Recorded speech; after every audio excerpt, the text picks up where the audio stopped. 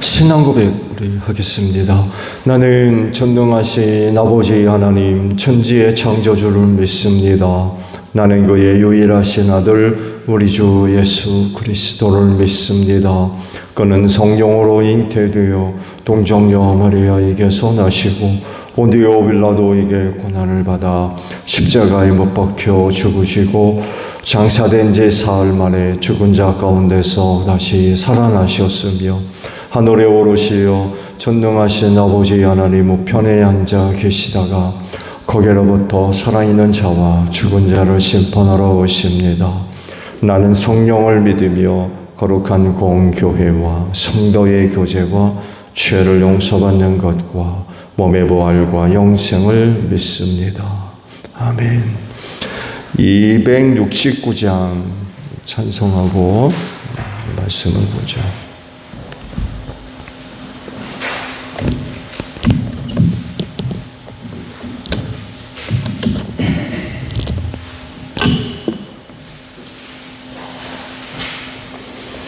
(269장이에요)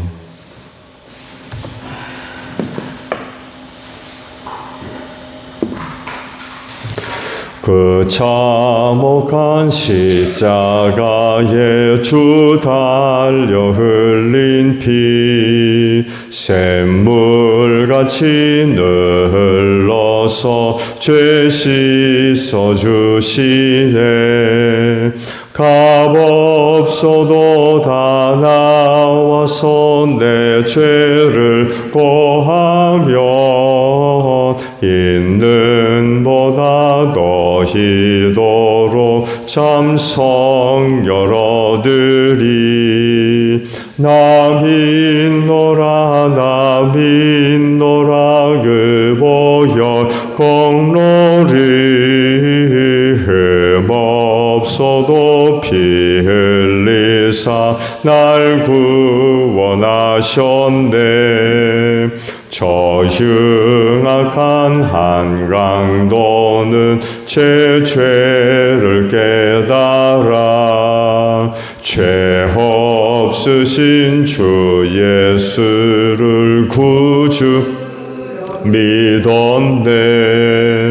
내 지은 죄 흉악하나 주 예수 믿으면 용서받은 강도같이 곧 구원 받으리. 나 믿노라 그 보혈 공로리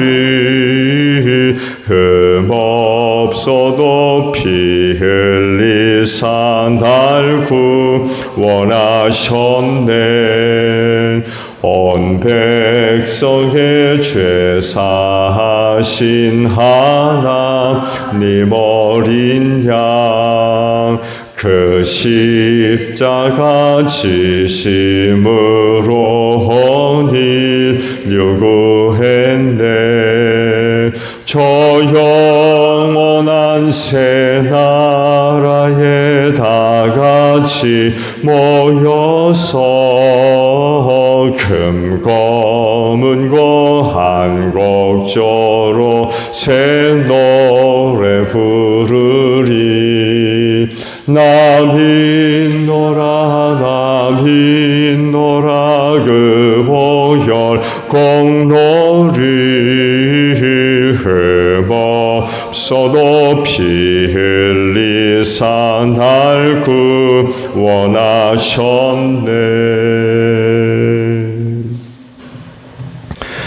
민수기 29장 1절로 11절입니다. 민수기 29장 1절로 11절까지예요. 일곱째 달 그 달 초하루에는 거룩한 모임을 열고 생업을 돕는 일은 아무것도 하지 말아라. 그날은 나팔을 부는 날이다. 너희는 나 주를 향기로 기쁘게 하는 번제로 수송아지 한 마리와 순양 한 마리와 1년 된 어린 순양 7마리를 흠없는 것들로 바쳐라. 이와 같이 너희는 기름에 반죽한 거운 밀가루를 곡식제물로 바치되 숫소 한 마리에는 10분의 3 에바를 바치고 순양 한 마리에는 10분의 2 에바를 바치고 어린 순양 7마리의 경우에는 어린 순양 한 마리마다 10분의 1 에바씩 바쳐라. 또 순염소 한 마리를 속죄 제물로 바쳐 너희의 죄를 속하여라. 이러한 제사는 나 주에게 불살라 바치는 나를 기쁘게 하는 향기 제사로서 세 달에 바치는 번제와 거기에 딸린 곡식 제물과 날마다 바치는 번제와 거기에 딸린 곡식 제물과 거기에 딸린 부어 드리는 제물 외에 따로 바치는 것이다. 같은 달 곧 일곱째 달 열흘날에도 너희는 거룩한 모임을 열고 고행하여라. 너희는 아무 일도 해서는 안 된다.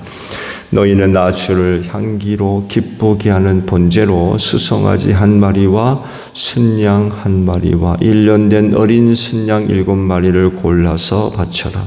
이와 같이 너희는 기름에 반죽한 거운 밀가루를 곡식제물로 바치되 숫소 한 마리에는 10분의 3 에바를 바치고 순양 한 마리에는 10분의 2 에바를 바치고 어린 순양 7마리의 경우에는 어린 순양 한 마리마다 10분의 1 에바씩을 바쳐라. 또 순염소 한 마리를 속죄 제물로 바치는데 이것은 죄를 속하는 속죄 제물과 날마다 바치는 번제와 거기에 딸린 곡식 제물과 부어 드리는 제물 외에 따로 바치는 것이다. 아멘. 오늘 아침에는요 7절의 말씀을 함께 나눕니다. 같은 달 곧 일곱째 달 열흘날에도 너희는 거룩한 모임을 열고 고행하여라. 너희는 아무 일도 해서는 안 된다. 라는 말씀입니다. 오늘 아침에 보신 말씀들은 내용은 크게 두 가지로 나누어질 수 있죠. 나팔절입니다.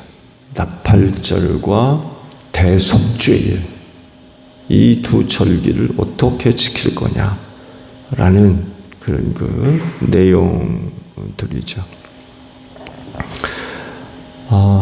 나팔절이 어떤 절기냐? 일부는 이 나팔절을 신년절기로 설명을 하기도 합니다. 일곱째 달 하게 되면 태양력으로, 오늘 우리가 사용하고 있는 태양력으로 계산을 해볼 때는 9월에서 10월입니다. 9월에서 10월 달을 이스라엘 백성들이 사용하는 달력으로는 7째 달에 해당합니다. 이때 이제 나팔을 불었다는 거죠. 계절적으로 보게 되면 이 나팔절은요, 뜨겁고 건조한 여름철이 끝나가는 그런 그 시기라고 그래요. 이때 거두어 드리는 수확물은 포도와 올리브입니다. 이때 이 두 가지를 한참 거두어 드리는 그런 절기고요. 이 추수가 끝나고 나면 우기를, 비가 오는 거를 이제 기다리는데, 한 해의 농사를 다 마치고 새로운 농사를 준비하는, 그때 이제 나팔을 불었습니다. 새해 농사를 다 마치고 새 농사를 이제 준비하는, 그래서 신년절기라고도 불러요. 이때 이제 나팔을 불어서 나팔절이라고 이제 이름을 이제 부릅니다. 왜 나팔을 불까요? 당연히 하나님의 명령이기 때문에 그렇습니다.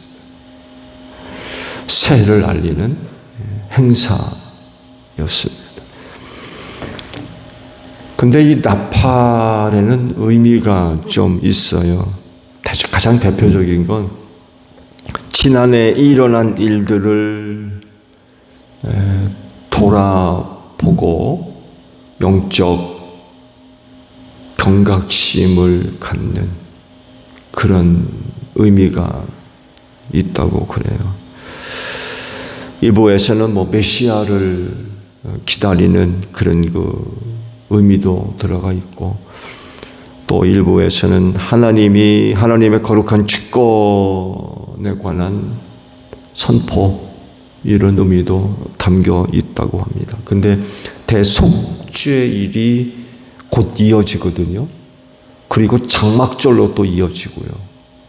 신년에는 굉장히 중요한 절기가 거듭거듭 연결이 되어져 있는데, 나팔절 뒤에 대속죄일, 열흘 뒤에 이제 대속죄일이 이제 있는데, 이런 것들을 생각해 볼 때 나팔의 의미는 주로 이제 속죄일을 준비하는 그런 의미가 담겨 있어서, 이제 보통 지난 해를 돌아보면서 영적 경각심을 갖는 그런 그 의미가 좀 더 강하다고 할 수 있습니다. 탈무드에서 이 나팔절을 설명하는 그런 그 흥미로운 내용이 있어서 제가 소개를 할게요. 탈무드에서는 이 나팔절을 어떻게 이해를 하는지 이런 그 내용들로 설명을 합니다. 들어보세요. 잠에 빠져있는 잠꾸러기들아 잠에서 깨어나라. 선잠에 빠져있는 잠꾸러기들아 정신을 차려라. 너의 행위를 점검하며 하나님께 돌이켜 회개하라. 남기지도 못할 세상의 이익을 헛되이 고하며 세월을 허송하는 자여, 일상의 사사로운 일에 빠져 영원한 진리를 바라보지 못하는 자여, 너의 창조주를 기억하라. 너 자신을 자세히 살펴보라. 너의 삶과 행사를 높이고 너의 악한 행위와 비천한 계획을 포기해라. 이런 내용들로 나팔절을 탈무드가 설명을 해놨어요. 이런 것들을 들어보게 되면 나팔절의 의미가 어떤 의미가 포함되어져 있는지 생각해 볼 수 있죠. 일반적으로 신년 행사하게 되면 보통 즐거운 어떤 축제나 어떤 행사를 생각하기 쉬운데, 이스라엘 백성들이 가졌던 신년 행사의 나팔절은 다른 나라의 어떤 신년 행사와 사뭇 다릅니다. 보통 자기 성찰 혹은 죄에 대한 깨달음, 이런 의미들이 강하다고 생각해 볼 수 있습니다. 유대인들이 나팔절기들을 어떻게 보냈냐면은 대속죄일을 준비하면서 부모나 가까운 친척들의 무덤을 찾아 성묘를 하기도 하고요. 그러면서 선친들과의 관계를 회복함으로써 자신을 돌아보는 그런 그 계기를 삼는다고 그래요. 그리고 대속죄일이 오기 전에 다른 사람에게 지은 죄를 해결하는 것이 유대인의 전통으로 자리를 잡고 있어서 지금도 대속죄일을 맞기 전에 혹 다른 사람들과의 관계성 속에서 죄 지은 문제가 있으면 찾아서 이거를 해결하는 지금도 계속되고 있다고 그래요.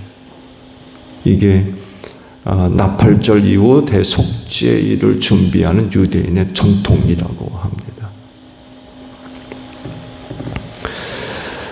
말씀을 드린 대로 나팔절을 곧 이어서 대속죄일로 이어지고요. 또 곧 이어서 장막절로 이어집니다. 그래서 중요한 두 개의 절기를 또 맞이하고 준비하는 데 있어서 나팔절은 아주 중요한 절기라고 할 수가 있을 것 같아요. 열흘 뒤에 대속죄일이 있죠. 욤키프로라고 부르죠. 이 욤키프로가 유명한 이유는 이 대속죄일에 큰 전쟁이 있었죠. 이스라엘에.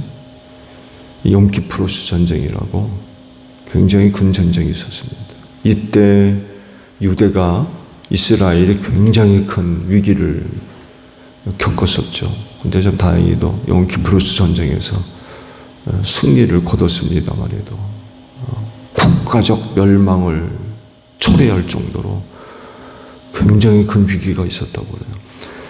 대속죄일에도 말씀을 받습니다만 해도 아무것도 하지 말라고 그랬거든요.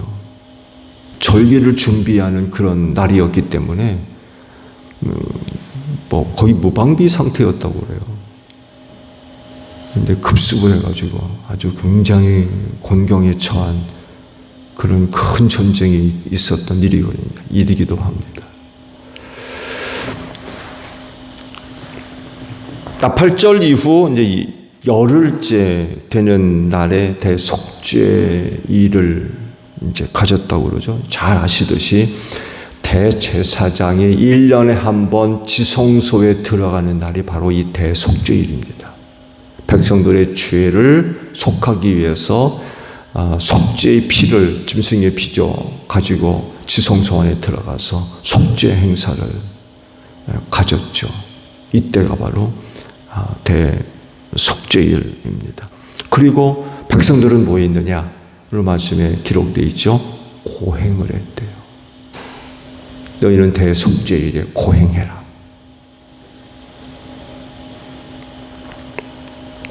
고행이 뭐예요? 자기를 괴롭히는 거죠. 자기를 괴롭히는 거. 이 고행이라고 하는 단어의 의미를 찾아보니까 이런 의미들이 있더군요. 겸손히 자신을 낮춘다, 혹은 자제한다, 이런 의미가 있는 말이라고 합니다. 그러니까 고행한다는 것은 결국 철저하게 자기를 부인하는 이런 의미가 있겠죠. 그래서 이 대속죄일에 고행하는 가장 대표적인 모습이 금식이었습니다. 금식하며 고행을 했던 거예요. 대속죄일에.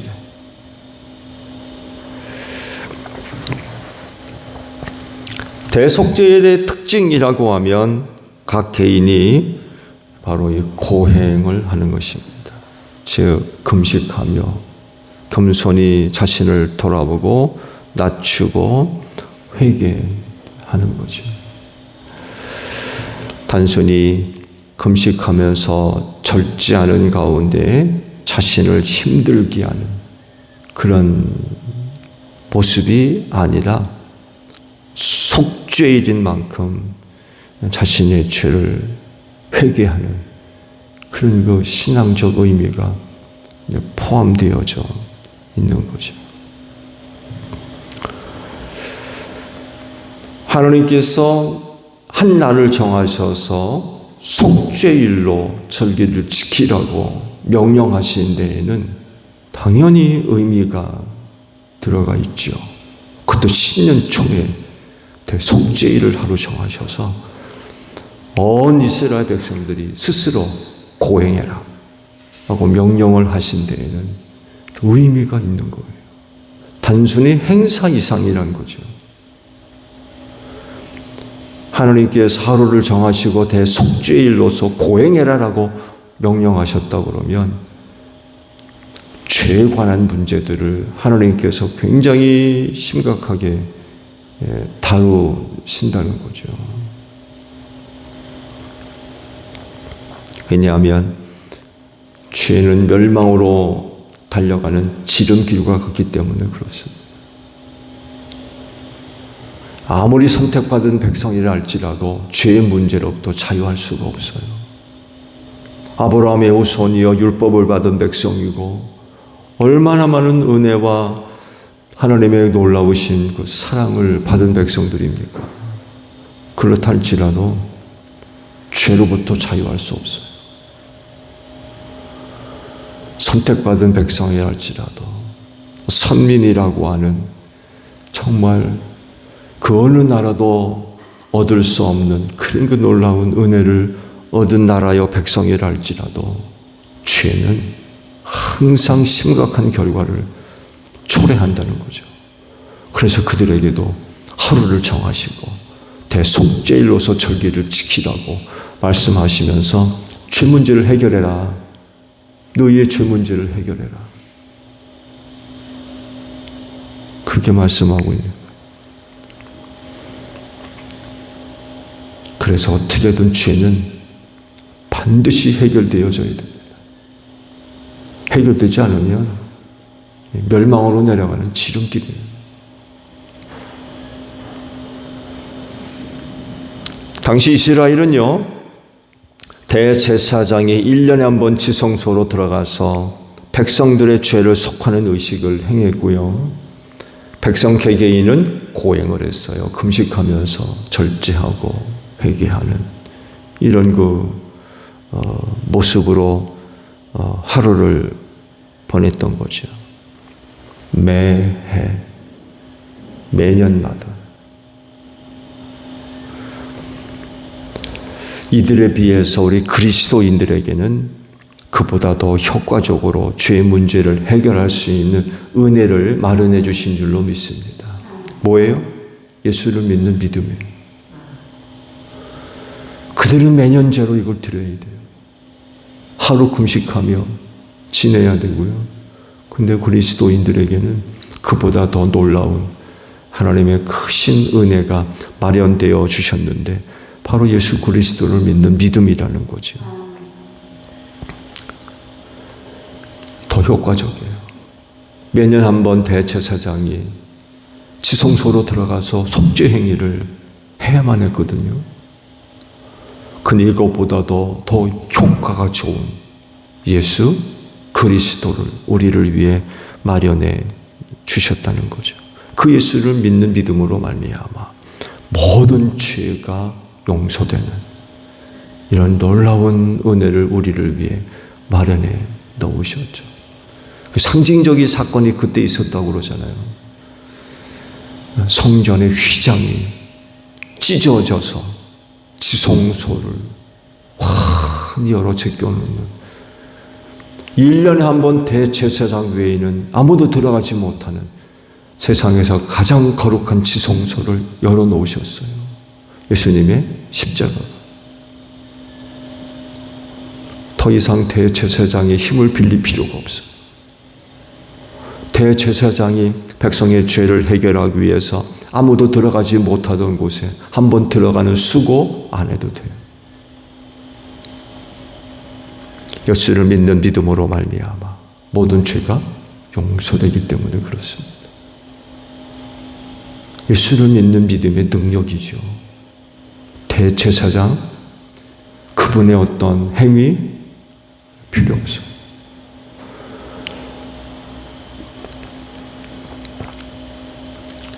그러므로 다시는 죄의 멍에를 지는 그런 일이 있으면 안 되겠죠. 예수를 믿는 믿음으로 말미암아 모든 죄가 용서되었는데 다시금 죄의 멍에를 매는 그런 모습이 있으면 안 될 것 같아요. 그런 은혜를 얻었다고 하면 죄의 멍에를 벗어버리고 계속해서 거룩함으로 나아가는 그런 그 모습들이 있어야 될 것 같아요. 그러신데 오늘 하루도 믿는 믿음으로 말미암아 속죄의 은혜를 얻은 자들로서 거룩함으로 나아갈 수 있는 여러분들이 되시기를 바랍니다. 주기도문 합니다. 하늘에 계신 우리 아버지, 아버지의 이름을 거룩하게 하시며 아버지의 나라가 오게 하시며 아버지의 뜻이 하늘에서와 같이 땅에서도 이루어지게 하소서. 오늘 우리에게 일용할 양식을 주시고 우리가 우리에게 잘못한 사람을 용서하여 준 것 같이 우리 죄를 용서하여 주시고 우리를 시험에 빠지지 않게 하시고 악에서 구하소서. 나라와 권능과 영광이 영원히 아버지의 것입니다. 아멘. 기도하겠습니다.